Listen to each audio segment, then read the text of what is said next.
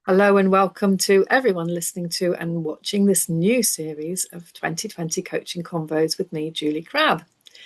This is series 5 of the podcast, and I'm going to be hosting conversations with guest coaches to talk about reflections from cases in their coaching practice, hence the very corny title, Case by Case. It's important to note that we'll be very sure to uphold confidentiality when we're talking about clients in all of our conversations. It is an absolutely fundamental element of professional coaching practice and of our ethics and our values. So we might well share information in our conversations, but it won't be attributable. I can't say that word. Attributable in any way to any particular individual. Okay, so two things. This is a bit of a long introduction, but it's because it's the first episode in the series. But two things prompted my decision to focus on what can be learned from coaches' work with people. And one was a conversation that I had with a guest who's coming on later. And when we met for the first time, we just fell into talking about the incredible things that we discovered from coaching, from working with people.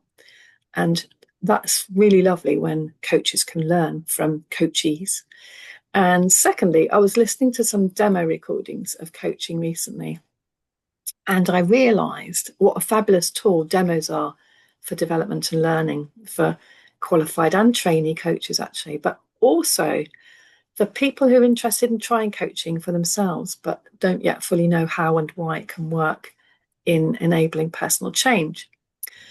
So here we are, case by case. We'll be exploring what we've learned, and it might be a single case study, as is the case, excuse the pun or whatever that happens to be. It might be a single case study, as is the case today, or it might be a type of technique or practice that the guest is keen to explore. So this week, my guest is David Thomson. He's a coach with what I think is a fascinating career journey. I'll let him tell you for himself. And he's a huge amount to share. So if I manage to keep this episode to 20 minutes, I'll be totally amazed. He's got a very complex coaching / consultancy / mentoring experience to share from. And we'll use that to highlight some really key elements from it. So welcome, David Thomson of An Imperfect Start. Thank you, Julie. It's lovely to see you again, but thank you for that great welcome. Hopefully, I can do you justice. And yeah, absolutely. Staying within the 20 minutes will be a real challenge today. But let's give that challenge a go. Absolutely, yeah. So how are you doing today, David? I can see you're Yes, in the Culture Cafe. I'm in the Culture Cafe. Yes, this is my kind of connection space or chemistry call space for an imperfect start. So I invite people here when we have that initial conversation, just to see how things are going to move forward in that sort of coaching or mentoring or training or consulting, whatever the client presents. We can judge from there. Yeah, Yeah, brilliant. absolutely. And I love the title of your coaching business. It's so permissive. It kind of feels like anyone approaching can be entirely their human selves with you. Yeah, and that's exactly the point. And I love how everyone else interprets it, Julie, as well, because it is in that positive frame of mind of it's where I find you in that kind of imperfect space, but you're still allowing yourself to kind of move forward. You've still got that drive and motivation to want to improve and change something. And so, throw yourself into it, make an imperfect start. It's everything is imperfect, It's every time you meet someone new, it always starts off imperfectly.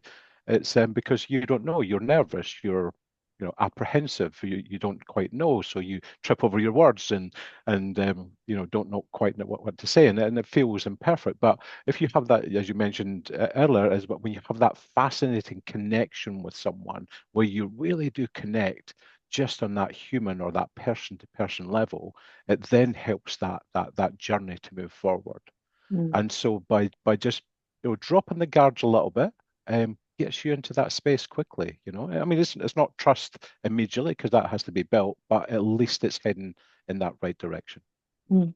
So Wonderful. I always love everybody else's interpretation of it better than my own. I'm sure you get many too. I do, yes. Okay. So, David, could we start just by briefly hearing a bit about this is going to be the kind of coaching question that people Mm, won't experience. It's triple-headed. yeah. Could we hear about how you became attracted to coaching, where you are now with your coaching, and what your intentions are for the future? Yeah. No, it's a great question, because one I've been rolling around in my mind for a bit as well. And so I was a consultant for many years. So let's get that out of the way. So I was on the other side. I was the enemy, if you like. But I had also over the course as a consultant, you get wearing many hats, and so mentoring and coaching and training and all these kind of types of activity is always a bit of a side issue. And I guess about 5 years ago, after that long consultancy journey, I got a little bit fed up with the ways of working that we were doing. I kind of thought I need a change. I need something that's much more me because this is really not me. But in consultancy, it was technology before people, and I came to that point where no, no, no, people first, people always first. Technology will always take care of itself. It's not there to be a replacement. And even more so when we think about things like AI and stuff like that, it's not a replacement for people and never will be. People will always drive, will always be first. So, long story short, Julie, is so I'm then decided to take that leap of faith into looking at agile ways of working, then into leadership and HR, and quickly became certified in a number of these areas, particularly in the agility space. And I thought, well, this is really the direction because it's focusing on the people. It's not focusing on the practices and the tools and the technology. It's focusing on that people or interaction. And it really just drew me in, to the point where I was like, I'm not doing technology anymore. I'm much more a people person. And lots of people now even think I've worked in HR. I've never worked in HR, never had a formal role. I've had learning development type roles, but I've not as such had an HR role. But anyway, so moving on, sort of 4 years, certified in a number of coaching spaces and mentoring spaces. Just completed my ILM 7. I'm also a Reiss Motivational Profile Master as well, and so I'm now in that vein where I'm going. I am a coach now.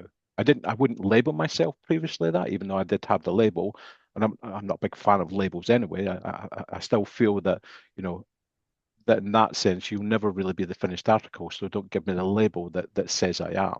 It says I'm capable of. So it's all about that moving forward. So I'm still my own imperfect start, if you like, in the sense that I will keep this rolling. So I'll be a lifelong learner, and so continue that vein. And yeah, and so for the future, that's where I see myself. And as you say, I consider myself a kind of portfolio business owner because I have lots of these certifications and capability. So yes, I can still call myself a consultant and a coach and a mentor and a leadership trainer. And yes, I do all those things.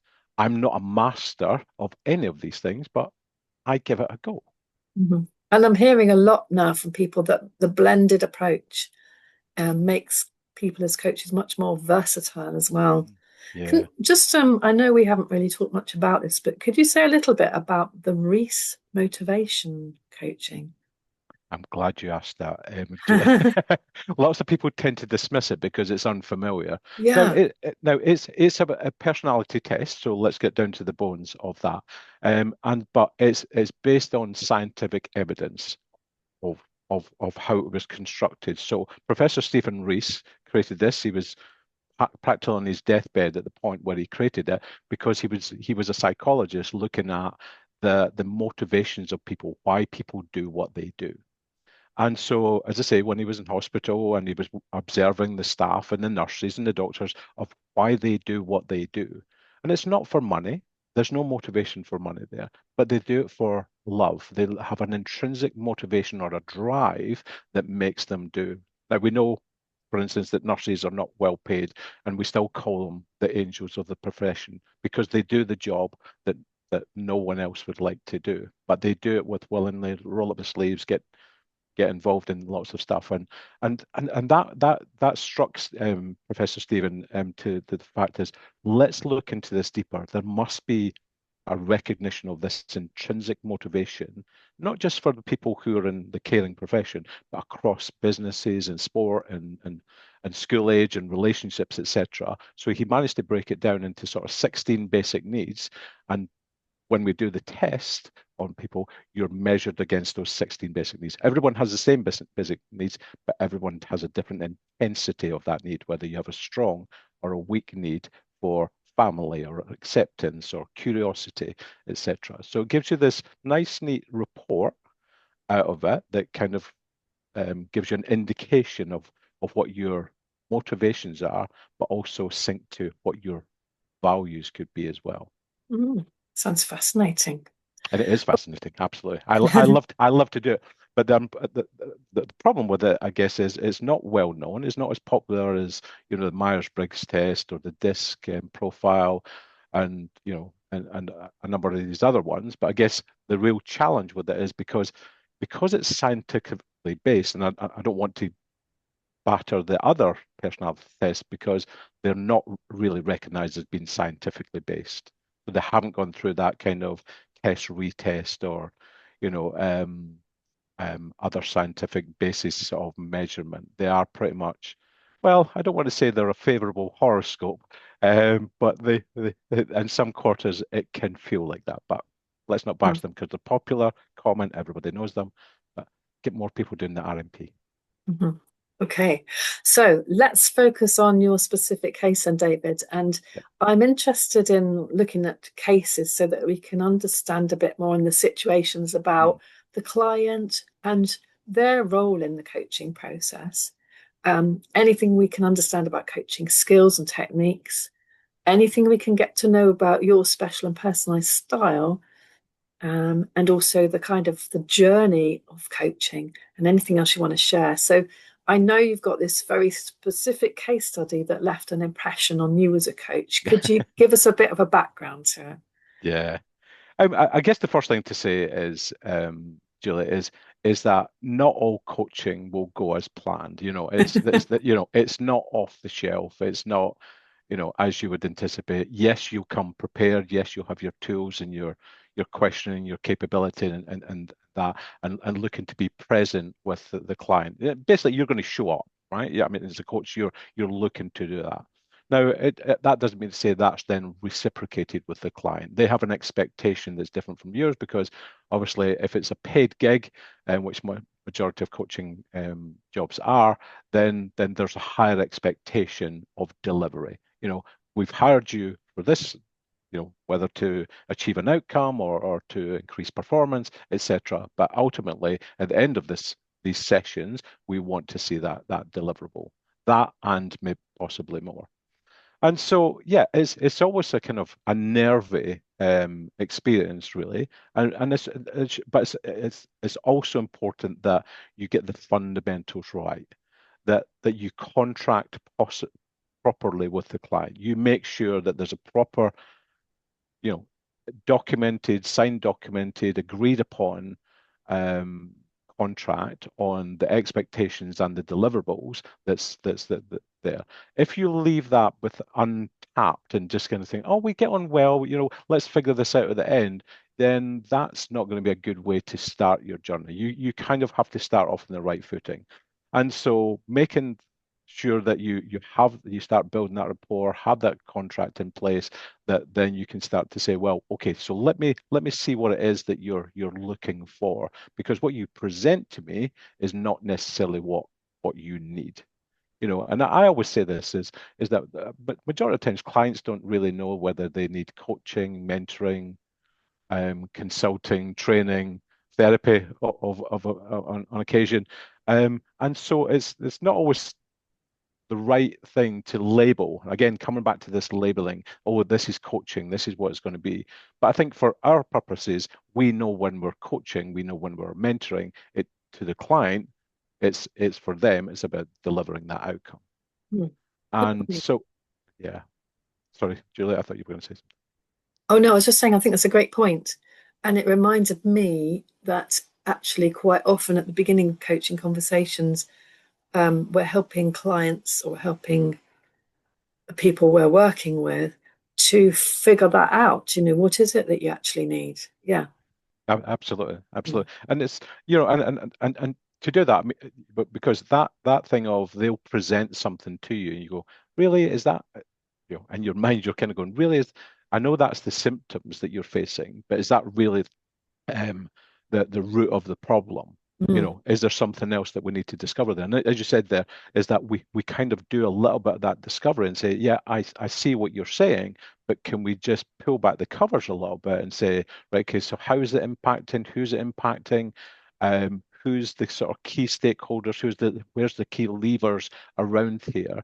And Mm. going back to the root is that if you were exercising these these processes as you're facing and the faults that you now find, then are you living with your values? Is your values and your guiding principles actually shaping how you work? Because if they're not, then the reason that you've got yourself into this kind of trouble, if you like, and that expectation for me to help you correct it is because you're not living. And so therefore, if I correct sort of downstream, then I'm merely putting a sticking plaster on. Mhm. And what I'd like to do is to take you back and I'd look at your values, look at your guiding principles, and say to you, if you had to be in this situation again, based on how much you value these two things, these two pillars, then would you make the same decisions? Would you find yourself in the same pickle that you're in just now? Mm. Because if the answer is no, then we come back to saying, right, okay, our starting point, let's recognize how we decide, how we work, how we make crucial steps forward. Because if you don't course correct on that, on the values and guiding principles, then you're always going to find yourself in trouble. Mm. Now, So, what was the starting point in your case then, David, that you wanted to share? so the starting point in this particular case was I didn't get a lot of that kind of pain point. Right. It was come in, deliver this message, and then go away again. Now they wanted me to do it in two separate steps. One, I would meet everybody individually. So it was a senior leadership team. And so meet everybody individually. They would do the test beforehand, and then we would have the consultation. And it was 30 minutes consultation, which is never really enough because, it's once you've done the hello, how are you type thing, because you're meeting people from you've never met before. So you're losing 5 minutes straight away just doing that. So it's never enough to do it. But anyway, that was the program they wanted, was to do those initial discussions with people on their test, their RMP test results, go through the consultation. How did they feel about that? What was their thoughts on it? Did it resonate with who they are and what their values and their behaviors and actions are as well? And a lot of people individually kind of did that, and they opened up, and it was quite a good sessions. So there's a lot of kind of early trust and early warmth between myself and each of the individuals. The follow-up, however, was to have then what we called an executive briefing. This was when we got everyone into the same room. So there was 16 people. So all 16 senior leaders, and then one partner and one leader of the leading team, if you like.